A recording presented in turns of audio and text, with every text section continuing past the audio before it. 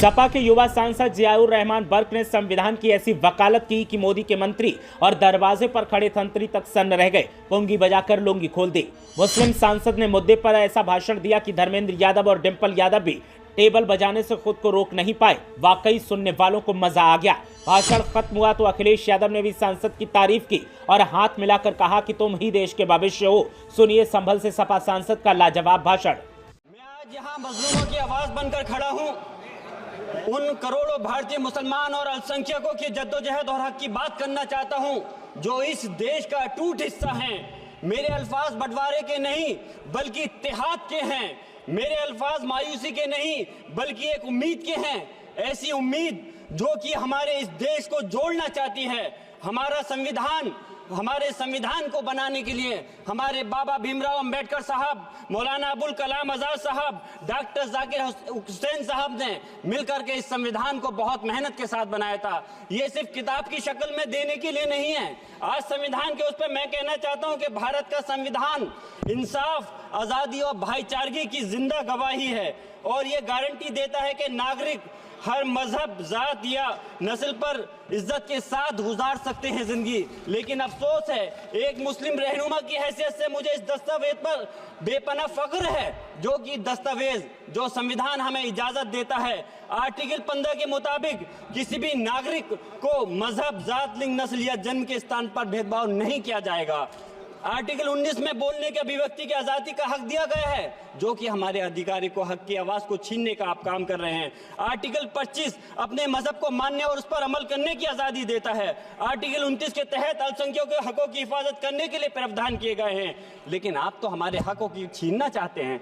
माननीय सभापति जी, मैं आपके माध्यम से कहना चाहता हूं कि आर्टिकल 30 के अंदर अपने तालीमी इदारों को कायम करने और उनके चलाने का हक है, लेकिन हमारे साथ ज्यादती हो रही है। ये संविधान को अगर आप कमजोर करेंगे तो याद रखना ये देश कमजोर होगा, हमारा मुल्क कमजोर होगा। जो संविधान के प्रति वफादार नहीं हो सकते वो हमारे मुल्क के प्रति वफादार नहीं हो सकते। मैं उस संभल की सरजमी से आता हूं जहां पर 15 दिन पहले एक संविधान को कमजोर करने का काम किया गया। वहां पे जिस प्रकार से 5 मजलूमों की जान ले ली गई, जिस तरह से 30 से ज्यादा लोगों को गोली मारकर घायल कर दिया गया और 27 से 50 से ज्यादा लोगों के खिलाफ मुकदमा दर्ज किया गया।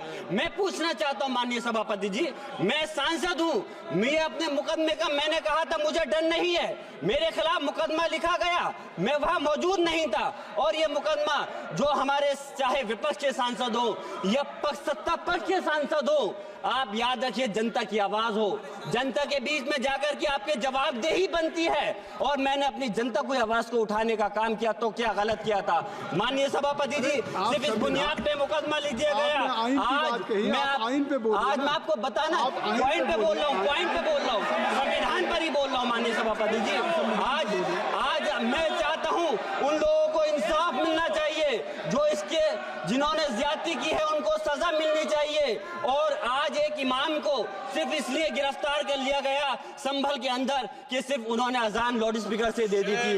अफसोस है कि आज हमारे साथ ऐसी ज्यादती हो रही है। माननीय अध्यक्ष जी, हमारे संविधान किसानों को मजबूती की बात करता है जो इस देश की रीढ़ की हड्डी है। 130 किसान जो 10 दिन से ज्यादा समय से जेल में बंद हैं, आप किसानों को हक नहीं दे पा रहे तो किसको हक देने का काम करोगे? मैं अफसोस करता हूं आज पूरे प्रदेश और मुल्क के अंदर जिस तरह से हमारे लोगों की हिफाजत नहीं की जा रही।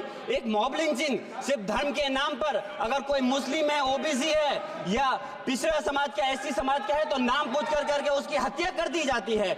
बुलडोजर चलाए जा रहे हैं। हेट स्पीच, अगर कोई हम कुछ बोलते हैं तो हेट स्पीच करके मुकदमा दर्ज कर देते हैं। और जो हमारे धार्मिक आका हमारे सल्लल्लाहु अलैहि वसल्लम की शान में गुस्ताखी करता है उनके खिलाफ कोई कार्रवाई नहीं। मेरे पास समय कम है इसलिए तेजी के साथ में मुझे बोलना पड़ रहा है। माननीय सभापति महोदय जी, ये सवाल बंटवारे का नहीं बल्कि हम वतनों के लिए जिनका जमीर मर गया है उनके जमीर को जिंदा करने के लिए है।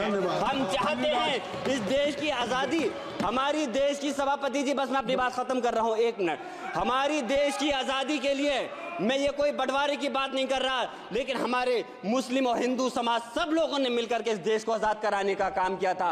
आज उनके साथ ज्यादती क्यों की जा रही है? हम लोग अपने इस मुल्क के अंदर मजबूरी से नहीं रुके, बल्कि हम जो है अपनी मर्जी से रुके थे। हमारी मुल्क को आजाद कराने में हजारों लाखों मुसलमानों ने शहीद हुए थे। माननीय सभापति जी, कंक्लूड कर रहा हूँ सिर्फ राजकुमार से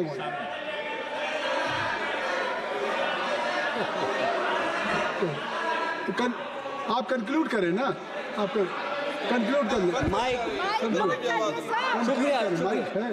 शुक्रिया माननीय सभापति जी। मैं एक मुस्लिम और अल्पसंख्यक रहनुमा के तौर पर मैं अपनी बिरादरी के लिए खास हक के मुताबिक नहीं करता। मैं सिर्फ ये चाहता हूं कि आईना के बाद संविधान के मुताबिक हर नागरिक के लिए जो वादा किया गया उसे पूरा हो, हुकूमत से कमजोर की हिफाजत को यकीनी बनाए और नफरत फैलाने वालों को सजा दे। और मैं अपनी बात इस शेर के साथ खत्म करना चाहता हूं, जो कि हबीब जालिब का शेर है। ऐसे जुल्म सुबह बेनूर को मैं नहीं मानता, मैं नहीं जानता, मैं भी खाइफ नहीं तख्ताए दार से, मैं भी मंसूर हूं कैदो अगयार से। क्यों डराते हो जिंदान की दीवार से? जुल्म की बात को, जहल की रात को मैं नहीं मानता, मैं नहीं जानता।